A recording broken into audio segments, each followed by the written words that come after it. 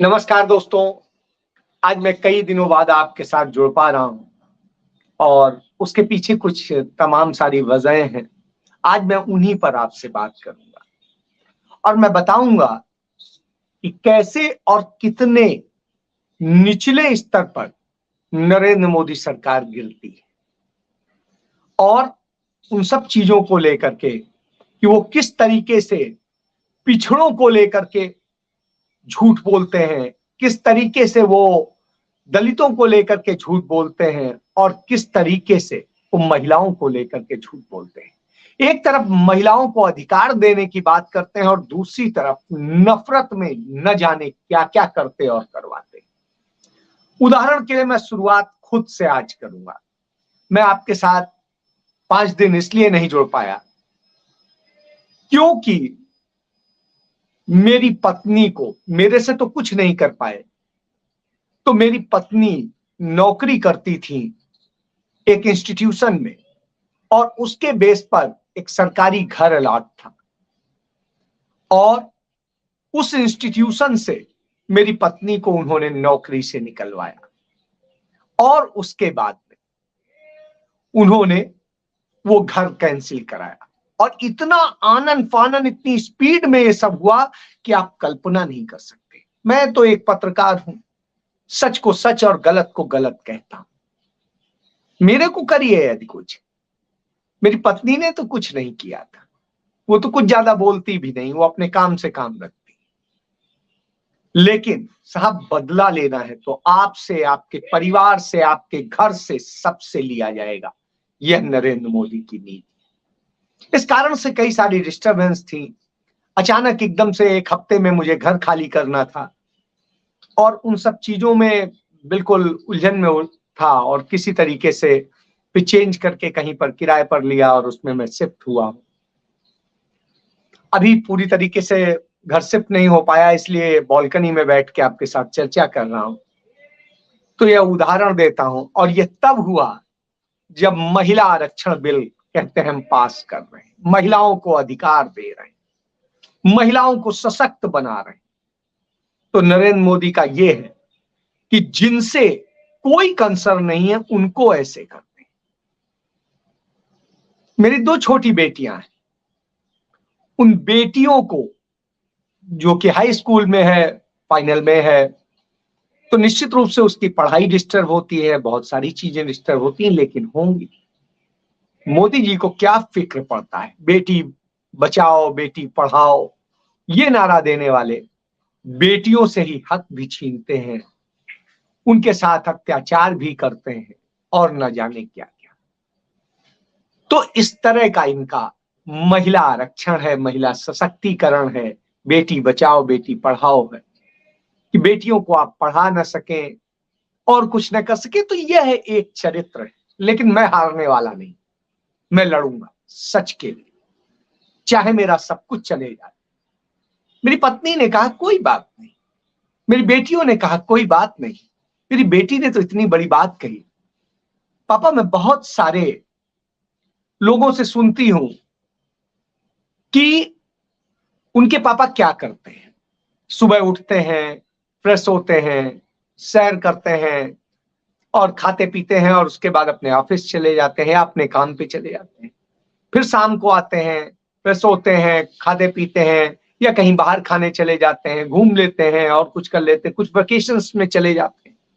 लेकिन एक समय आएगा जब पूछा जाएगा कि आपके पिता ने क्या ऐसा किया जो आप बताएं, आपके पास बताने के लिए है, तो शायद वो कुछ ना बता पाए।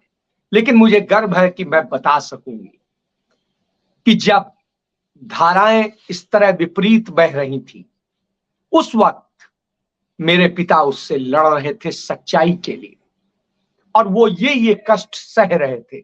किस किस तरीके से उनको उनके पुराने इंस्टीट्यूशन से लेके सब जगह कैसे किया गया, उनके सैलरी का 70 लाख रुपया मार जाया गया और बहुत सारी चीजें हैं। तो इस तरह से जो ये किया गया है, जो ज्यादती की गई, और उसके बावजूद वो हम लोगों को भी केयर कर रहे थे और उसके साथ साथ सच्चाई के लिए लड़ रहे थे, झुक नहीं रहे थे। तो ये मेरे लिए गर्व की बात होगी, इसलिए आप लड़िए और सच बोलिए। सच बताइए। जब यह बात आई तो निश्चित रूप से इसको लेके मेरा भी दिल वो हुआ कि देखिए, मेरी छोटी बेटी यदि ऐसी बात करती तो स्वाभाविक सी बात है, 12 साल की एक बच्ची इस तरह से बात कर रही है तो मेरा हौसला तो बढ़ना ही था। तो आपके साथ चर्चा आगे बढ़ाता हूं, दूसरी बात बताता हूं, नफरत किस कदर होती है। नरेंद्र मोदी ने कल राजस्थान में एक रैली करी और रैली में तमाम सारी बातें कही, जितनी उन्होंने योजनाएं गिनाई उससे कितनी अच्छी योजनाएं राजस्थान में राजस्थान की सरकार चला रही। जैसे ये आयुष्मान योजना की बात करते हैं, वहां पर चिरंजीवी योजना चलती है। उस चिरंजीवी योजना में 25 लाख रुपए तक का आपको इलाज मुफ्त मिलता है और किसी भी अस्पताल, हिंदुस्तान का पहला राज्य है जो राइट टू हेल्थ देता है। यह कांग्रेस की देन। और मोदी सरकार क्या करती है, आयुष्मान योजना के नाम पर घोटाले करती है। हमने आपने देखा है, और ये हम नहीं कह रहे हैं, ये कैग की रिपोर्ट कहती है।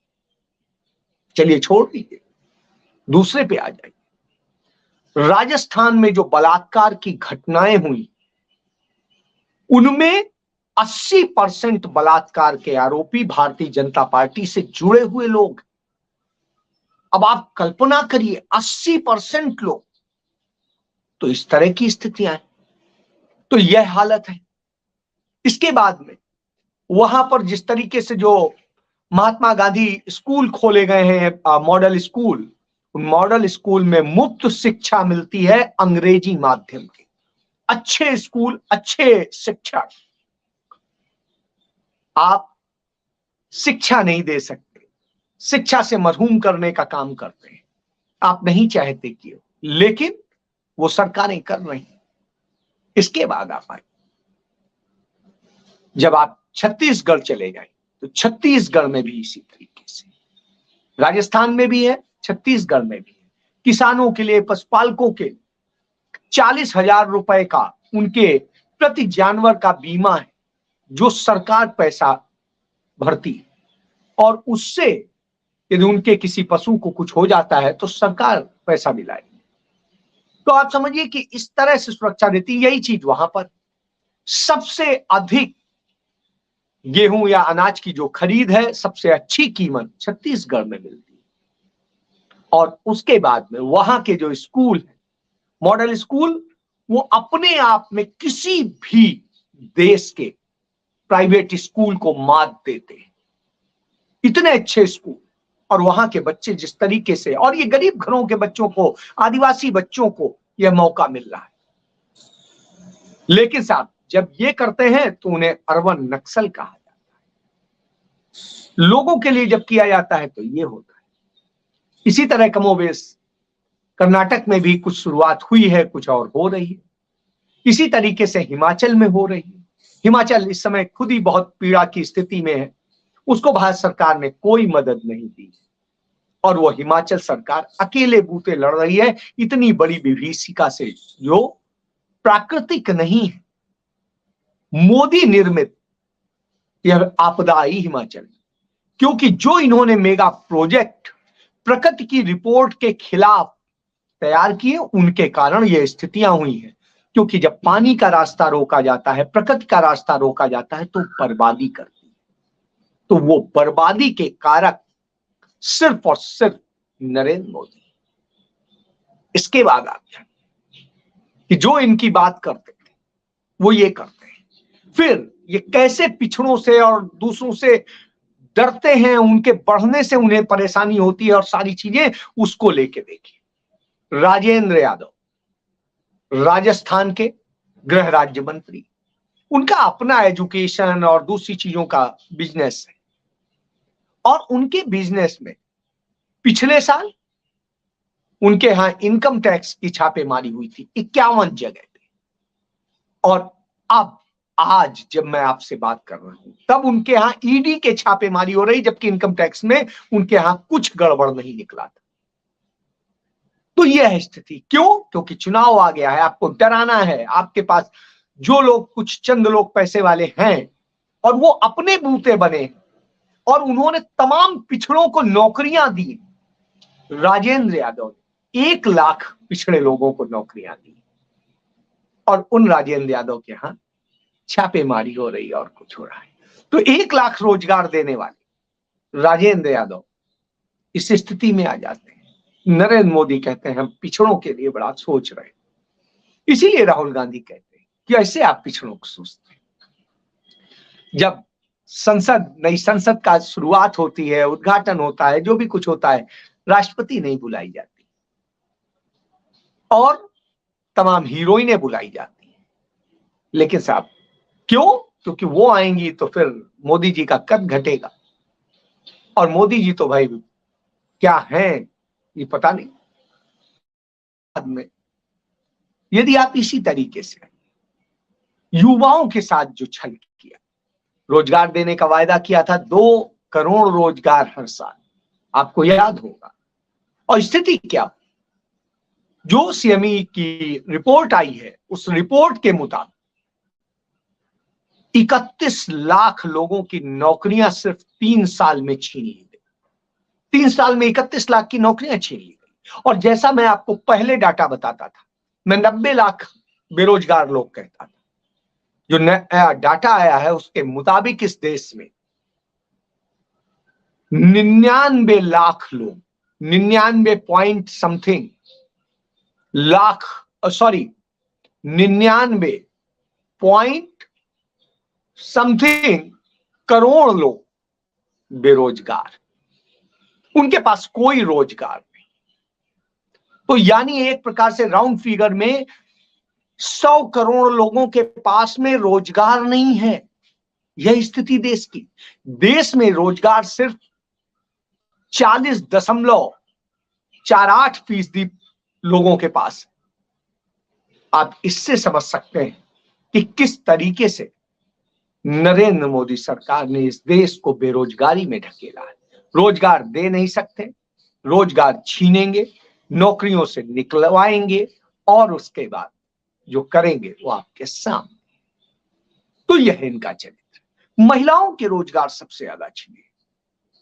जिस तरीके से महिलाओं के रोजगार छीने उनको समझा जा सकता है। उनके रोजगार छीनने के लिए किस किस तरीके से साजिशें हुई और इसका नतीजा यह हुआ कि हिंदुस्तान में सिर्फ 10% महिलाएं ही वर्कफोर्स में रह गई हैं, यानी 90% महिलाएं वर्कफोर्स से बाहर हो गई। और जो ये वर्किंग स्थिति में मैंने जो आपको बताया 40.58%, वो लोग जो हैं उनमें किसान भी हैं, उन्हें भी मैं रोजगार जोड़ रहा हूं, उनमें दिहाड़ी मजदूर भी हैं, उन्हें भी मैं रोजगार में जोड़ रहा हूं, मैं उसमें अकुशल मजदूर भी जोड़ रहा हूं। तो आप समझ सकते हैं ये जोड़ने के बाद ये स्थिति। और इस देश की हालत ये हो गई है कि इस देश में इस समय जो वेतनभोगी लोग हैं उनकी संख्या 8.5 करोड़ है, सिर्फ 8.5 करोड़। पंडित जवाहरलाल नेहरू ने उस समय जब देश आजाद हुआ था, इस देश में कुछ नहीं बनता था, उन्होंने पीएसयू से लेके और सब कुछ जब डेवलप किया और जिस तरीके से इस देश को आगे खड़ा किया, उसका नतीजा यह हुआ कि इस देश के 22 करोड़ लोगों को रोजगार मिला था। देश की आबादी सिर्फ 36 करोड़ आबादी में 22 करोड़ को रोजगार दिया। आज हालत ये है कि आप सब कुछ छीन रहे। साक्षरता की स्थितियां 18% थी जब वो गए, उस समय तक 60% तक हो चुकी थी और अब 78%, कांग्रेस के ही समय तक 78%, और अभी भी उससे बढ़ी नहीं है, घटी है उल्टा। तो यह स्थिति हुई है। इसके साथ साथ जब कहीं होगा, 18-20 साल से सरकार मध्य प्रदेश में भारतीय जनता पार्टी चला रही, लेकिन साहब जब रैली होगी, कोई चीज होगी, तो नरेंद्र मोदी क्या बोलेंगे? कांग्रेस कांग्रेस। 51 मिनट के भाषण में 44 बार कांग्रेस का नाम लेते हैं। यानी कितना कांग्रेस से डर लगता है, कितना राहुल गांधी से डर लगता है, गांधी परिवार से डर लगता है, उनका नाम जपते हैं। और झूठ कितना बोलते हैं वो भी आपने देख लिया।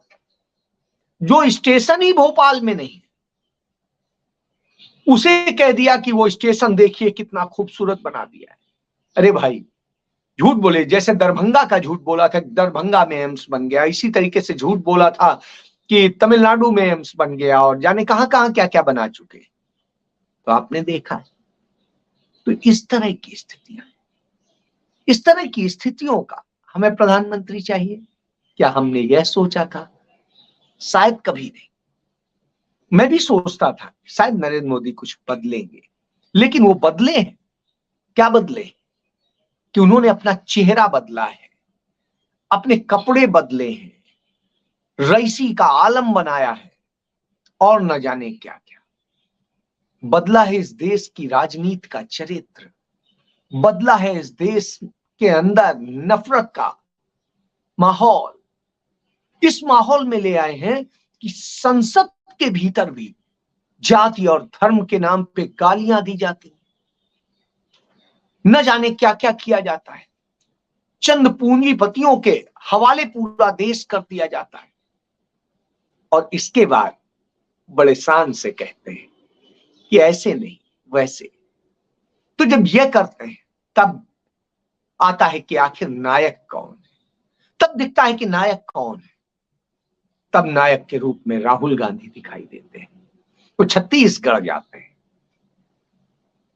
लड़कियों के साथ में, लड़कों के साथ में, सबके साथ में ट्रेन में सफर करते हैं और जनरल क्लास से करते हैं और उनके साथ में सारा चर्चा करते हैं उनके कैरियर को लेके, उनकी बहुत सारी चीजों को लेके, समस्याओं को लेकर। अपने साथ ही मुख्यमंत्री को भी कराते हैं। इसके बाद इसी तरीके से वो तमाम लोगों से मिलते हैं, गरीब गुरबों से, सबसे, और तब वो लोगों के हक की बात करते हैं क्योंकि वो हर एक को समझते हैं। जिस तरह से ये हालात, और हालात से जब वो बयां करते हैं, जब सच बताते हैं, तो मोदी सरकार के लोग किस तरह कांप जाते हैं वह भी दिखाई दे रहा है।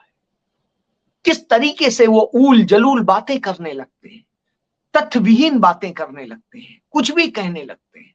और ये पुरानी आदत है, कोई नई नहीं। पंडित नेहरू के समय भी ऐसे ही करते थे, गांधी जी के लिए भी ऐसे ही करते थे, इंदिरा जी के लिए भी ऐसे ही करते थे, राजीव जी के लिए ऐसे ही करते थे। तो आज उनके परिवार से उन्हें खास मोहब्बत, बस एक ही मोहब्बत है कि नफरत से उन्हें मोहब्बत है।